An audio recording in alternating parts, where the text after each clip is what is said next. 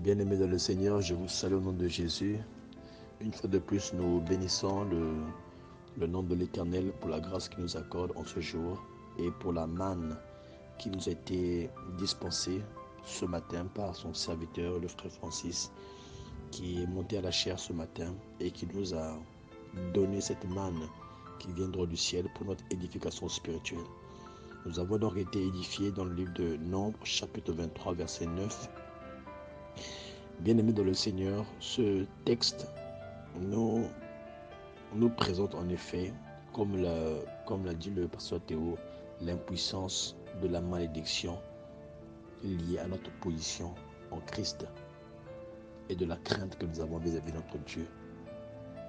Ici, bien-aimés, on nous parle d'un homme qu'on appelle Jacob. Comme on nous l'a dit, Jacob est donc le type du croyant qui, au début de sa vie, recherchait la bénédiction. Il cherchait à s'approprier la bénédiction par ses propres forces. Lorsqu'il a voulu extirper son don d'aînesse auprès de son aîné Ésaü. Et malgré qu'il avait cherché à l'extirper, bien-aimé, il n'a pu en jouir, il n'a pu en bénéficier, il a pu bénéficier des avantages qui étaient liés à cette position qu'il a recherchée. Parce que cette position, bien-aimé, n'est pas celle qui devait bénir Jacob.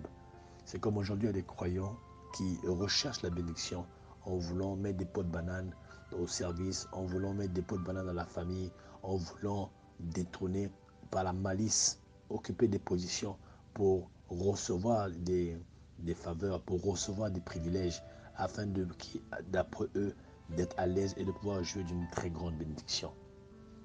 Mais bien aimé dans le Seigneur, Jacob ne l'avait pas compris au début. Mais c'est pour cela que bien après dans sa marche, cet homme, il a combattu le bon combat de la foi. Lorsqu'il rencontra Dieu sous la forme d'ange, et la Bible nous dit qu'il mena le combat, le plus grand combat de sa vie, c'est celui de sa reconversion. C'est lorsque il combattit contre l'ange, et son nom passa de Jacob à Israël. C'est alors qu'il bâtit une alliance avec Dieu.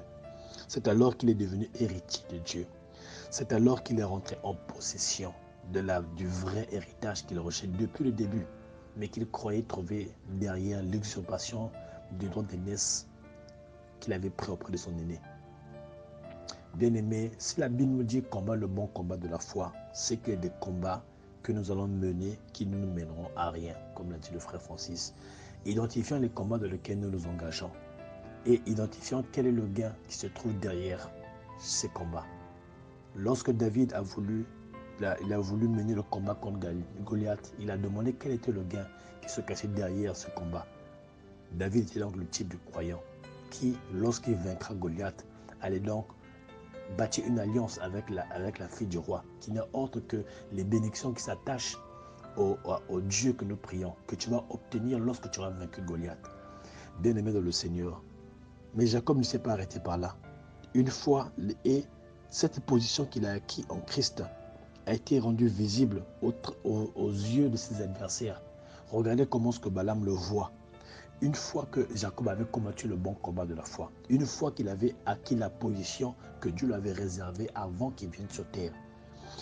Dans Nombre 23, verset 9, Balak le voit de la position où Dieu voulait voir Jacob. La Bible nous dit que Balak le voit du haut d'une colline. Bien-aimé, un croyant qui craint Dieu, qui a la crainte de Dieu, il est positionné sur le rocher des âges qu'on appelle Christ. Et là, la malédiction, l'enchantement n'ont aucun pouvoir dans sa vie. Parce qu'il a combattu le bon combat de la foi, de ce qui est celui d'atteindre cette position en Christ par la foi, par son engagement. Et une fois qu'il atteint cette position, cela vient rejoindre ce que David dit dans le psaume 91, verset 1. Il ne faut pas seulement atteindre la position, mais il faut y demeurer.